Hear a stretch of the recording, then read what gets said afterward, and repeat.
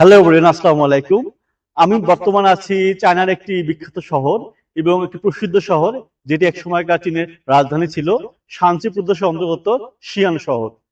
বর্তমান যে চীনের রাজধানী আছে বেইজিং, সে সময়কার চীনের দুইটি রাজ্য, কথা ছিল যে দুটি রাজ্যের মধ্যে কোন রাজ্যটি চীনের রাজধানী হবে। সেই সময়কার বেইজিং এবং এই শানচি কিংবা শিয়ান শহরের মধ্যে ভোটাভুটি হয়। সেক্ষেত্রে বেইজিং নাকি শুধুমাত্র একটি ভোট বেশি পেয়ে বেইজিং চীনের রাজধানী হয়ে যায়। এবং তাই বলে এই শিয়ান শহর প্রাচীন রাজধানী থাকার কারণে এর ডেভেলপমেন্ট অনেক উন্নত। এবং আমি ব্যক্তিগতভাবে এই শিয়ান শহরে থাকি পড়াশোনার জন্য। এবং আমি আজকে এসেছি এই শহরের একটি সুন্দর জায়গা, যার নাম হচ্ছে দায়ান্তা। বিকেল হয়ে গেলে মানুষজন এই দায়ান্তাতে আসেন এই দায়ান্তার সৌন্দর্য উপভোগ করার জন্য। এবং পিছনে দেখতে পাচ্ছেন চীনের মেয়েরা কিছু তাদের ট্রেডিশনাল ড্রেস পরে আসছেন এবং তারা তাদের ছবি উঠাচ্ছেন। এবং দেখতে পাচ্ছেন কত সুন্দর জায়গা। দায়ান্তা মূলত চীনের বড় স্পট আছে, সেই স্পটগুলোর মধ্যে অন্যতম একটি স্পট। এখানে মানুষজন মূলত আসেন একটু সুন্দর সময় কাটাবার জন্য।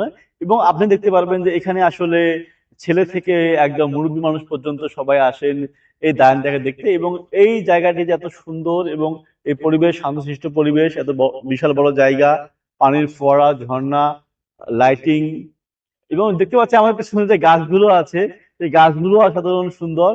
এবং গাছের মধ্যে ওরা লাইটিং করে। সবকিছু মিলে একটা সুন্দর সুদর্শন দৃশ্য মনে হয়। সবাই তার মানে যৌবনে ফিরে আসে।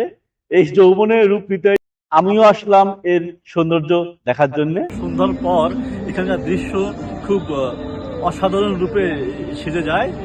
আমরা এক ফ্রেন্ড সার্কেল মিলে এখানে এসেছি এবং সেই দৃশ্যটা আমরা এনজয় করতে। চলুন আপনাদের সাথে আমরা এই দায়ান্তা আজকে এনজয় করি।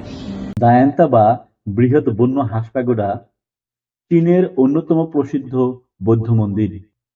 এই প্যাগোডাটি নির্মিত হয় 652 খ্রিস্টাব্দে তাং রাজবংশের সময় সম্রাট গাওজং এর শাসনামলে।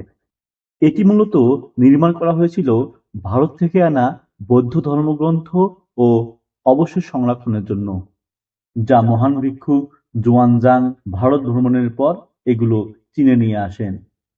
আপনারা ক্যামেরার পেছনের সৌন্দর্য দেখতেছেন চীনের ছেলেমেয়েরা কত সুন্দরভাবে ক্যামেরা বন্দী হচ্ছে। সন্ধ্যার পর এই দৃশ্যগুলোর জন্য অবশ্য ক্যামেরা ভাড়া পাওয়া যায়। সবাই এই ভাড়াটে ক্যামেরাগুলোতে নিজের সুন্দর সুন্দর ছবি তোলেন। এই যে সুন্দর গাছগুলো দেখতে পাচ্ছেন, গাছগুলো এমনিতে অনেক সুন্দর। এছাড়াও এর উপর বিভিন্ন ধরনের আলোকসজ্জা করা হয়েছে, যা দেখতে অবশ্যই অনেক বেশি দুর্দান্ত লাগে।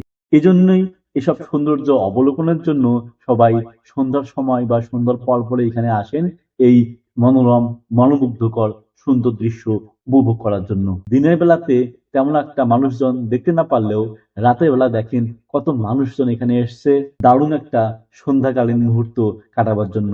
দায়ান্তার এই মন্দিরটি বহুবার ভূমিকম্পের কারণে ক্ষতিগ্রস্ত হয়েছে এবং বারবার এটি পুনর্নির্মিত হয়েছে। আমি আসলাম মন্দিরটির একেবারে কাছে। দেখতে পাচ্ছেন এই মন্দিরটি, এটি প্রায় 64 মিটার উঁচু, যা ইট ও কাঠ দিয়ে নির্মিত। এটি তাং যুগের সরল অথচ গৌরবময় স্থাপত্য শৈলীর এক অনন্য উদাহরণ।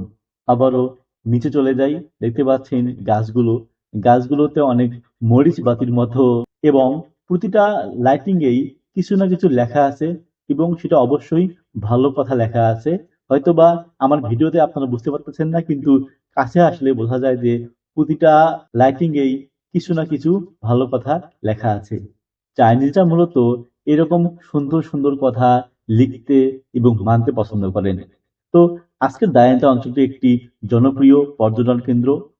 দর্শনার্থীরা এখানে চমৎকার পরিবেশ, ঐতিহ্যবাহী স্থাপনা, রাতের মিউজিক্যাল ফাউন্ডেশন শো এবং দ্য শিয়ান মন্দিরের শান্তিপূর্ণ পরিবেশ উপভোগ করেন। এটি আধুনিক শিয়ানের ব্যস্ততম নগরীর মধ্যে প্রাচীন একটি ইতিহাস ও সংস্কৃতির এক অনন্য সংযোগস্থল।